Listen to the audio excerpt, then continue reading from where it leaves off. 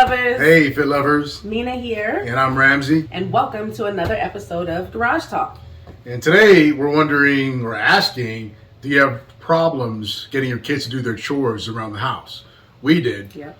So we thought we'd talk about how you could give your kids some more incentive and get them to pull their weight around the house. I'm ready for it. This is Garage Talk.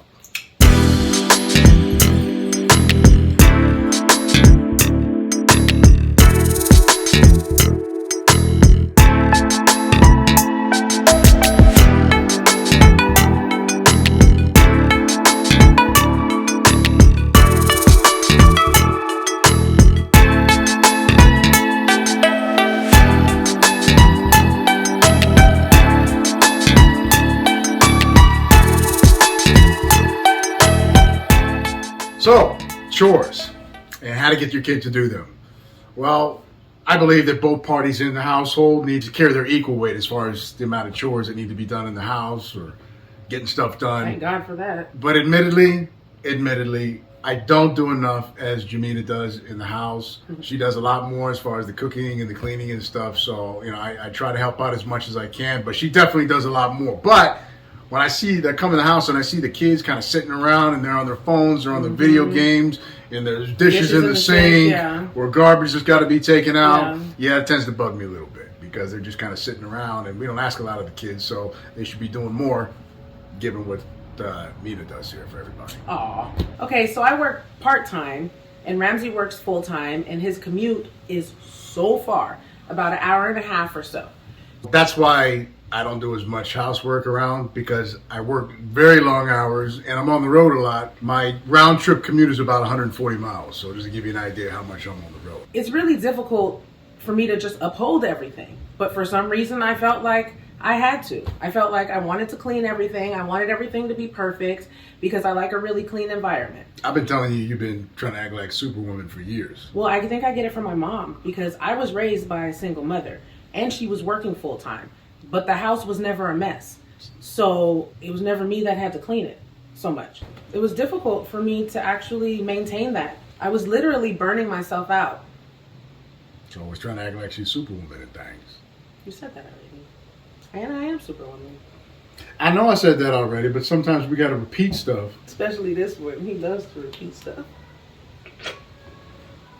Yeah, so I would start to delegate chores to kids to do around the house, but they would never be consistent in getting them done. And, you even had a whiteboard. Yeah, and wrote everything out and had them, okay, you're going to do this chore, this chore, this chore, blah, blah, blah. But it was us choosing what they would be doing. And again, still, well, they would never be consistent in doing it. And it's our fault. Yeah. We basically made conditions too comfortable for them in the house. So then we would ask them to do the simplest of chores. We'd get attitude. Yeah, big attitude. Yeah, that was different when I was a kid. My pops didn't play that. From an early age, I was doing chores. So it was always an expectation that if I wanted something, I would have to get my stuff done first. Which is how it is in the real world, right? That's true. So Ramsey created this genius idea to create these contracts. And they were so detailed. And the kids were super involved with this. They picked the day that they wanted to do their chores, exactly what chores it was that they wanted to do. I can't believe how detailed this contract was. I feel like we were buying something, buying a car or something like that. But it works. Yeah, so, some parents give their kids incentives for getting their chores done, an allowance. Hey, you get this stuff done, we'll give you that. Yeah, we're not like that. No, I used to be like that kind of. Yeah, I'm more of the school of thought is, get this stuff done and you can keep that. We give our kids a lot of stuff. They have their cell phones, they have the video games, their tablets. And the newest cell phones. Yeah, too. TVs and stuff in their room. It's like they've gotten used to it and they don't want it to be taken away. And it is that we use as leverage for getting them to abide by their contracts. Yep. Okay, so this is an example of one of the contracts that we use for our son, Jahai Kasim. And as you can see, it names him as party one, and his mom and I as party two. And we've got some chores, these chores right here that he's decided that he wants to do. All these chores were things that he decided that he was going to do on the days that he decided he was going to do them. And on this page, we have the conditions of the contract that he needs to abide by. So as you can see, it's got the first infraction, second infraction, third infraction. And so on the first infraction doesn't get his stuff done, we'll take away the video games for a week. Second infraction, you'll get the phone and the video games taken away. But you guys know your kids better than we do. The things that you've given them, things that they like, things that they don't want to do, they don't want to get taken away. So as far as conditions go, you guys can choose your own conditions that you put on there. But they are involved in the process.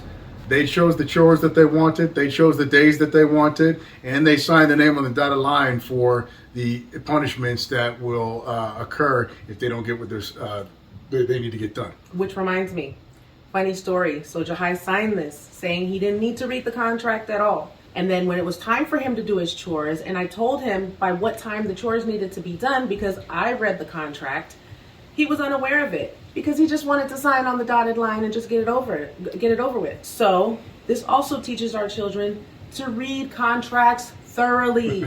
Know what you're signing before you agree to it. He felt like, well, I don't have any choice anyway. I have to do the chores anyway. Yep. But I was like, hey, man, you want to read? You still might want to read what's in that contract, because don't come to me later hemming and hawing and crying that you have this taken away or that taken away when you sign your name on the dotted line. So there we go. We're teaching them more about the real world. We're some great parents, man. So if you want a blank PDF copy, you can click the link below. Yep. It's not a copy that you'll be able to edit. Obviously, it's a PDF. But I'll blank out some of the names, and maybe I'll keep some of the conditions in there and stuff like that so you can see how it goes. But feel free to change it, add your kids' names, add your kids' conditions, however you want, and then see how it works for you. Well, Fit Lovers, thanks for joining us again. Thank you. We hope you like this video. If you do, please like, subscribe, share the video, and please turn your notifications on so you'll be notified first. Even if you don't like it, just like, subscribe, please. Excuse the car rolling by. Hey, it's garage talk. Listen, this is garage talk. Well, you're gonna hear people driving by. You might hear somebody bumping some music by. It's just we're sitting in our garage. That's the way it goes. It's as real as possible, baby. Yeah, this is garage talk. Peace.